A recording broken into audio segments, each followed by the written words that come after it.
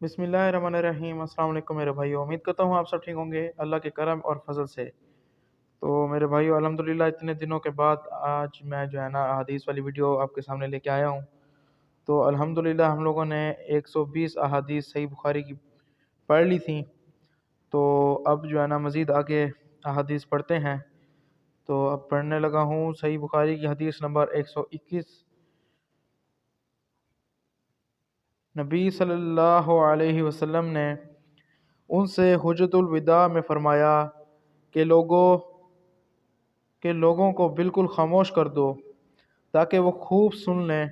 फिर फरमाया, लोगों, मेरे बाद फिर काफिर मत बन जाना कि एक दूसरे की गर्दन मारने लगो। तो ये थी हदीस नंबर 121 सही बुखारी की। अब पढ़ते हैं हदीस नंबर 122।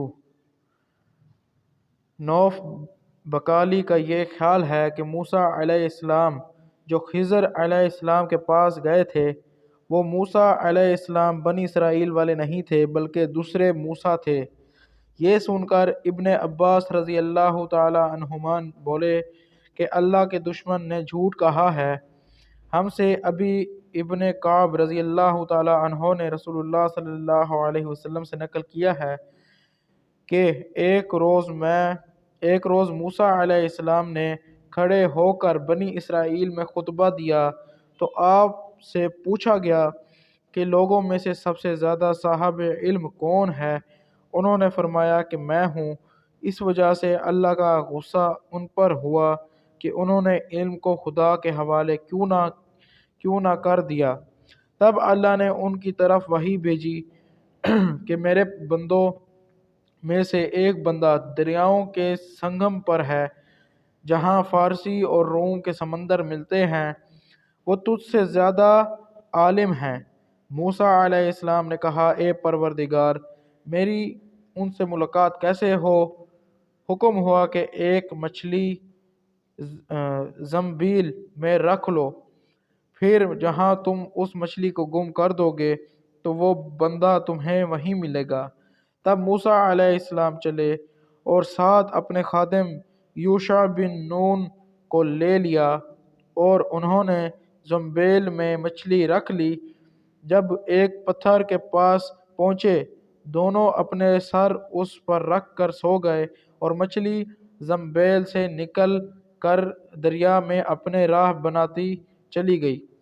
और ये बात मूसा अलैहिस्सलाम और उनके साथी के लिए बेहद ताज्जुब की थी। फिर दोनों बाकी रात और दिन में जितना वक्त बाकी था चलते रहे। जब सुबह हुई, मूसा अलैहिस्सलाम ने खादिम से कहा, हमारा नाश्ता लाओ, उस सफ़र में हमने काफ़ी तकलीफ़ उठाई है। और मूसा अलैहिस्सलाम बिल्कुल नहीं थके थे, मगर जब उस जगह से आगे निकल गए जहाँ तक उन्हें जाने का हुक्म मिला था, तब उसके खादिम ने कहा, क्या आपने देखा था कि जब हम सखरा के पास ठहरे थे तो मैं मछली का जिक्र भूल गया। बकौल बाज सखरा के नीचे आब हयात था। वो उस मछली पर पड़ा और वो जिंदा होकर बकुदरत इलाही दरिया में चल दी। ये सुनकर मूसा अलैहिस्सलाम बोले कि यही वो जगह है जिसकी हमें तलाश थी। तो वो पिछले पाँव वापस हो गए।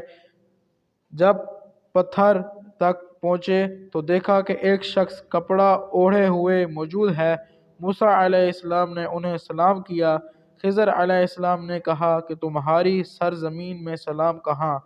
फिर मूसा अलैहिस्सलाम ने कहा कि मैं मूसा अलैहिस्सलाम हूँ। खिज़र बोले कि बनी इसराइल के मूसा? उन्होंने जवाब दिया कि हाँ।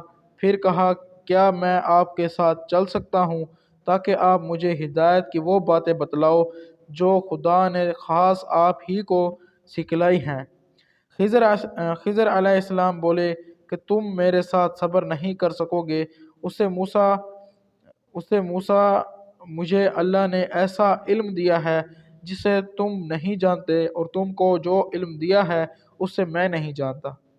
उस पर मूसा अलैहिस्सलाम ने कहा कि खुदा ने चाहा तो आप मुझे साबिर पाओगे اور میں کسی بات میں آپ کی نافرمانی نہیں کروں گا۔ پھر دونوں دریا کے کنارے کنارے پیدل چلے، اور ان کے پاس کوئی کشتی نہ تھی کہ ایک کشتی ان کے سامنے سے گزری تو کشتی والوں سے انہوں نے کہا کہ ہمیں بٹھا لو۔ خضر علیہ السلام کو انہوں نے پہچان لیا اور بغیر کرائے کے سوار کر لیا۔ اتنے میں ایک چڑیا آئی اور کشتی کے کنارے پر بیٹھ گئی۔ پھر سمندر میں اس نے ایک یا دو چونچیں ماری۔ اسے دیکھ کر خضر علیہ السلام بولے کہ اے موسیٰ علیہ السلام، میرے اور تمہارے علم نے اللہ کے علم میں سے اتنا ہی کم کیا ہوگا جتنا اس چڑیا نے سمندر کے پانی سے۔ پھر خضر علیہ السلام نے کشتی کے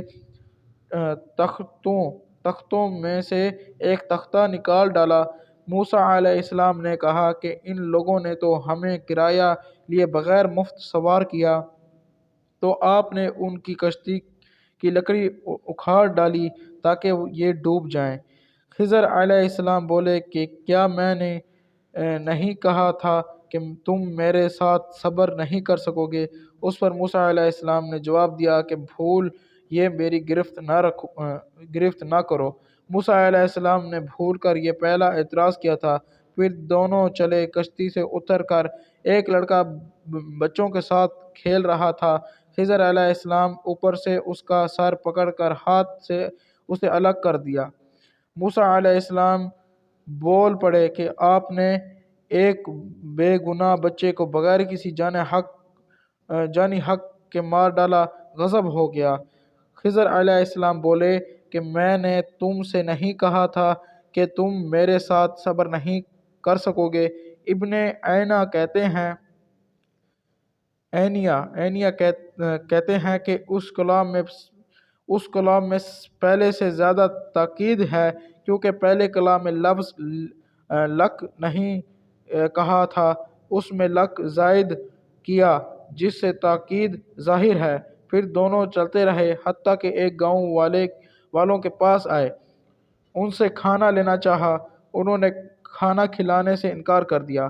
انہوں نے وہیں دیکھا کہ ایک دیوار ایسی گاؤں میں گرنے کے قریب تھی۔ خضر علیہ السلام نے اپنے ہاتھ کے اشارے سے اسے سیدھا کر دیا۔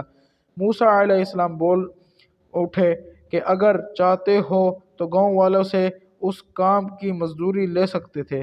خضر علیہ السلام نے کہا بس اب ہم اور تم میں جدائی کا وقت آ گیا ہے۔ جناب محبوب کبریا رسول اللہ صلی اللہ علیہ وسلم فرماتے ہیں کہ اللہ موسیٰ علیہ السلام پر رحم کرے۔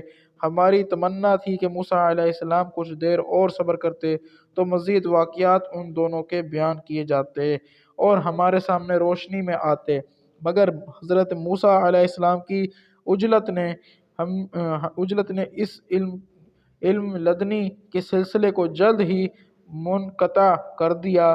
محمد بن یوسف کہتے ہیں کہ ہم سے علی بن خشرم نے یہ حدیث بیان کی اور ان سے سفیان بن عینہ نے پوری کی پوری بیان کی۔ تو اتنی بڑا جو ہے نا واقعہ ہے، اتنی بڑی حدیث ہے۔ یہ ہے حدیث نمبر 122 صحیح بخاری کی۔ تو یہ جو ہے نا خضر علیہ السلام اور حضرت موسیٰ علیہ السلام کا یہ پورا واقعہ جو ہے نا آپ کے سامنے آ گیا، جو اکثر علماء بیان بھی کرتے ہیں۔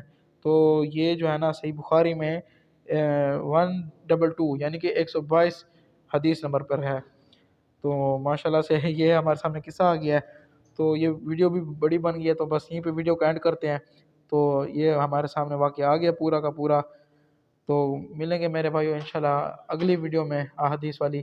امید کرتا ہوں آپ کو یہ بھی میری ویڈیو اچھی لگی ہوگی۔ میری ویڈیو کو زیادہ سے زیادہ شیئر کریں، ہر بھائی تک پہنچائیں، ہر بھائی جو ہے نا ان حدیثوں سے جو ہے نا روشنا ہو، کہ اس کو پتہ چلے کہ بھئی آخر جو ہے نا ہمارے نبی ہم تک کیا چھوڑ کے گئے ہیں۔ تو علم حاصل کرنا ہر کسی پر فرض ہے۔ تو زیادہ سے زیادہ اس ویڈیو کو شیئر کریں، میری ویڈیو کو لائک بھی کر دیں اور میرے چینل کو سبسکرائب بھی کر دیں۔ ملیں گے انشاءاللہ کل کی ویڈیو میں، تب تک کے لیے اللہ حافظ۔